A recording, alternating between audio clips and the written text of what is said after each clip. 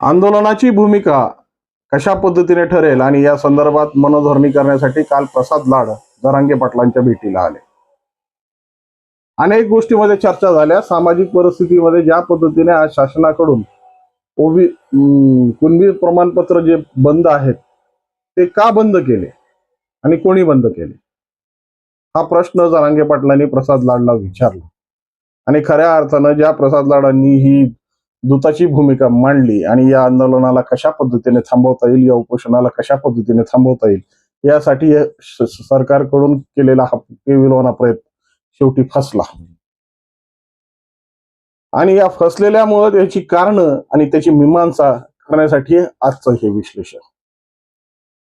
मागच्या 2 वर्षापासून ज्या पद्धतीने या मराठा आरक्षण आंदोलनाची धग या महाराष्ट्राला पेटते आणि खऱ्या अर्थानं वंचित, शोषित आणि जे आर्थिक दुर्बल घटकातील मराठा समाज आहे त्यांच्या विकासासाठी हे जे आरक्षणाचा मुद्दा आहे तो फार कळीचा मुद्दा आहे. कारण की आरक्षण हे वाघिणीचं दूध आहे. ज्याला मिळालं त्याचा विकास निश्चित झाला.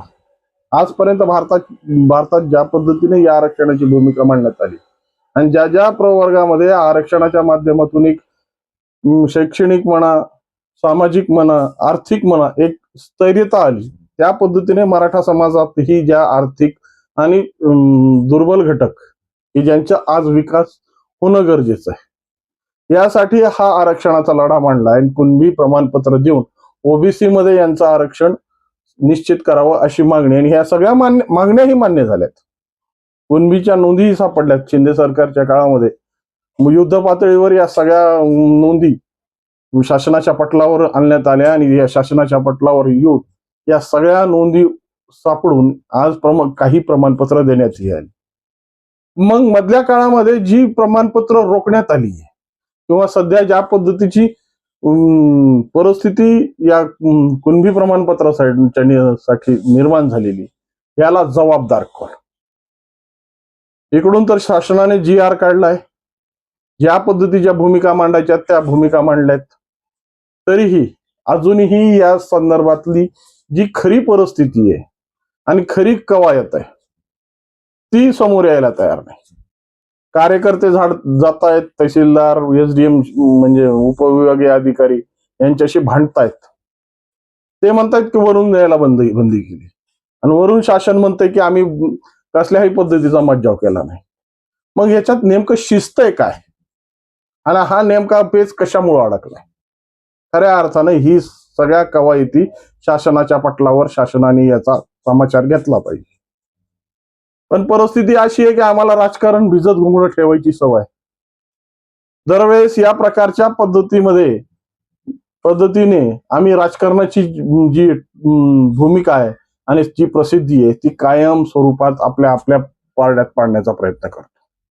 किंवा कदाचित काही अशी मंडळी सुद्धा या शासनामध्ये असेल की ज्यांनी याचा एक वेगळा फायदा घेण्यासाठी वेगवेगळ्या पद्धतीची कवायती सुरू केली असते.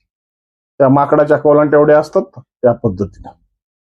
पण खऱ्या अर्थानं मराठा समाजाला ज्या पद्धतीनं आरक्षण तुम्ही घोषित केलंय, कुणबी प्रमाणपत्र देण्याचा प्रयत्न करताय, जे सांगितलंय, तर खऱ्या अर्थानं हे कुणबी प्रमाणपत्र आता द्यायला काही हरकत नाही. पण या सगळ्या गोष्टीचा ज्या पद्धतीची राजकीय भूमिका मांडून खऱ्या अर्थानं याला कशा पद्धतीनं आपल्या सहानुभूत्या आपल्या पारड्यात पाडायच्या यासाठी वेगवेगळे प्रयत्न सुरू आहेत. आणि शेवटी हे प्रयत्न सुरू असताना आज अमोल खुने जे स्पष्ट रूपाने आज पुन्हा पुढे आले. हे अमोल खुने वारंवार पद्धतीनं ज्या पद्धतीची आव्हानं देत आहेत, ज्या पद्धतीने या विषयाला मांडतायत, खऱ्या अर्थाने या विषयाचाही कुठेतरी दखल घेतली पाहिजे. आज खऱ्या अर्थानं ज्या पद्धतीनं प्रसाद लाड हे जरांगेंच्या भेटीसाठी येण्यापूर्वी ज्या पद्धतीच्या भूमिका त्यांनी समाज पटलावर मांडल्या, कार्यकर्त्यांनी वेगवेगळ्या पद्धतीचे आरोप आणि बालंट लावायला सुरुवात केली. स्वतः हक्के वाघमारे हे मैदानात उतरले. हबप बारस्कर महाराज हे स्वतः मैदानात उतरले आणि सगळ्या गोष्टींची ज्या पद्धतीने चिरफाड सुरू झाली. खऱ्या अर्थानं जर ही सगळी यंत्रणा जर खऱ्या अर्थानं एकवटली आणि खऱ्या अर्थानं सामाजिक भूमिकेमध्ये जर मराठा समाजाला जी आम्हाला एक भूमिका द्यायची आहे, जे विकासाचे पंख द्यायचे आहेत, आणि या आरक्षणाच्या माध्यमातून जर विद्यार्थ्यांचं कल्याण होत असेल तर खऱ्या अर्थानं या सगळ्या गोष्टीचा कसल्याही पद्धतीचा विरोध आणि कसल्याही पद्धतीचं भूमिका आता कुणी मांडू नये असं सर्व जणांचं मत येतं. पण हे मत खऱ्या अर्थानं सामाजिक पटलावर कशामुळं या गोष्टीला सारखे वलय प्राप्त होत आहेत. प्रसाद लाड जे एकेकाळी या सगळ्या मंडळींच्या सगळ्यात मोठ्या रडारवर होते, कारण की त्यावेळेस आरक्षणाची भूमिकेच्या संदर्भात आपली भूमिका मांडण्यासाठी शासनाकडे एकमात्र मोहरा जो प्रसाद लाड म्हणून होता. आज तेच प्रसाद लाड या सगळ्या गोष्टीची बोलणी करण्यासाठी, या सगळ्या गोष्टींना थांबवण्यासाठी पुढे सरसावलेत. आज ज्या ज्या घटना, ज्या ज्या विषय जे त्या आंतरहुली सराटीमध्ये घडल्या आणि ज्या संदर्भातून ज्या ज्या काही मागण्या जरांगे पाटलांकडून करण्यात आल्या, त्या जरांगे पाटलांकडून करण्यात आलेल्या मागण्यांना शासनाच्या पटलावर मांडण्याची जी ग्वाही त्यांनी दिली, पण त्या आरोपाच्या अगोदर खऱ्या अर्थानं ज्या परिस्थितीमध्ये आज हा सगळा संभ्रम निर्माण झालाय, 30 तारखेला आंदोलन होणारच आहे, उपोषणाला जरांगे पाटील बसणारच आहेत.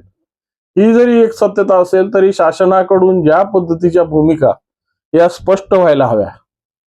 एकीकडं राज्याचे मुख्यमंत्री म्हणतायत की या सगळ्या प्रकरणाची जी उच्च न्यायालयामध्ये या प्रकरणाची सुनावणी चालू आहे, हे सगळे प्रकरण उच्च न्यायालयामध्ये असल्यामुळे सदरील प्रकरण हे न्यायप्रविष्ट झालंय. मग न्यायप्रविष्ट झालंय तर न्यायप्रविष्टाची जी भूमिका आहे ती त्या भूमिकेवर त्याच्यावर न्यायदान होणारच आहे. पण ज्या पद्धतीनं तुम्ही GR काढलाय, ज्या पद्धतीने तुम्ही निर्णय घेतलाय, शासन निर्णय घेतलाय, त्या निर्णयाला पूर्णत्व आणण्यासाठी तुम्हाला काय अडचण येत? खऱ्या अर्थानं जर तुम्ही ही जे ओबीसी प्रमाणपत्र आहेत ते ओबीसी प्रमाणपत्र द्यायला तयार सुरू झालं, कुणबी प्रमाणपत्र द्यायला सुरुवात झाली, तर खऱ्या अर्थानं हा पेचच निर्माण होणार नाही. पण शासनाला त्या गोष्टी तेवट ठेवायच्यात. आणि ज्या पद्धतीचे आंदोलन, ज्या पद्धतीची परिस्थिती, ही परिस्थिती सामाजिक पटलावर आणली गेलेली आहे, त्यालाच खऱ्या अर्थानं एक नवी राजकीय भूमिका आणि राजकीय संदर्भातून जोडलं जात आहे.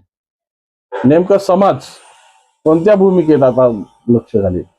आणि खऱ्या अर्थाने ज्यांना ज्यांच्या नोंदी या कुणबी प्रमाणपत्रासाठी सापडल्यात त्यांना खऱ्या अर्थानं कुणबी प्रमाणपत्र देऊन शासनाने एक रस्ता तरी मोकळा ठेवावा की ज्याने हे ट्रॅफिक जाम होणार नाही. परंतु ही दोन्ही ट्रॅफिक जाम करून सामाजिक परिस्थिती कशा पद्धतीने विटीस धरायची, हे जर शासनाचं जर भूमिका असेल, शासनाच्या माध्यमातून या सगळ्या भूमिकेतून एक वेगळी कलाटणी देण्याचा प्रयत्न असेल, आणि त्यानंतर प्रसाद लाडांसारखे शिष्टमंडळ पाठवून, प्रसाद लाड असतील किंवा जे कुणी असतील, हे असे शिष्टमंडळ पाठवून या सगळ्या गोष्टींमध्ये जर फक्त चर्चा घडवून आणायची असेल तरी ही चर्चा विफल आणि खऱ्या अर्थानं निरर्थक आहे. वास्तविक स्वरूपात आमने सामने बसून ज्या पद्धतीच्या भूमिका या आज सामाजिक भूमिकेसाठी गरजेच्या आहेत, आणि प्रत्येक समाजामध्ये या सगळ्या गोष्टी आज फार गरजेच्या झाल्यात. कारण की प्रत्येक समाज आज ज्या पद्धतीच्या पटलावर वाढती जनसंख्या आणि ज्या पद्धतीची परिस्थिती प्रत्येक समाजावर आलेली आहे, आज त्या परिस्थितीमध्ये सामाजिक भूमिका लढताना, झगडताना आणि प्रत्येक गोष्टीमध्ये नवीन एक प्रयोग करताना खूप अडचणी येत आहेत. आणि या अडचणी सोडवण्यासाठी शासनाने आता सामाजिक भूमिका घेऊन खऱ्या अर्थाने ही कोंडी कुठं नेमकं पाणी मुरत आहे, नेमकं या पाणी मुरण्याच्या मागे काय कारण आहे, आणि हे पाणी मुरवणार कोण आहे? कारण की या पटलावर ज्या पद्धतीनं या कुणबी प्रमाणपत्रासाठी हा लढा आहे, तर या कुणबी प्रमाणपत्राचा लढा का रोखला चाललाय, आणि शासनाला किंवा प्रशासनाला या संदर्भात कोण अशा पद्धतीच्या गोत्यामध्ये आणून सामाजिक परिस्थिती अशा पद्धतीनं दुफाडीची करण्याचा प्रयत्न करतोय, खऱ्या अर्थानं त्याचा शोध घेतला पाहिजे. यासाठी याबद्दल तुमचं काय मत आहे आणि या विषयावर तुमचं काय प्रतिक्रिया आहे निश्चितपणे कॉमेंटच्या माध्यमातून कळवा. आणि व्हिडिओ आवडला असेल तर लाईक, शेअर आणि सबस्क्राईब करायला विसरू नका. नमस्कार.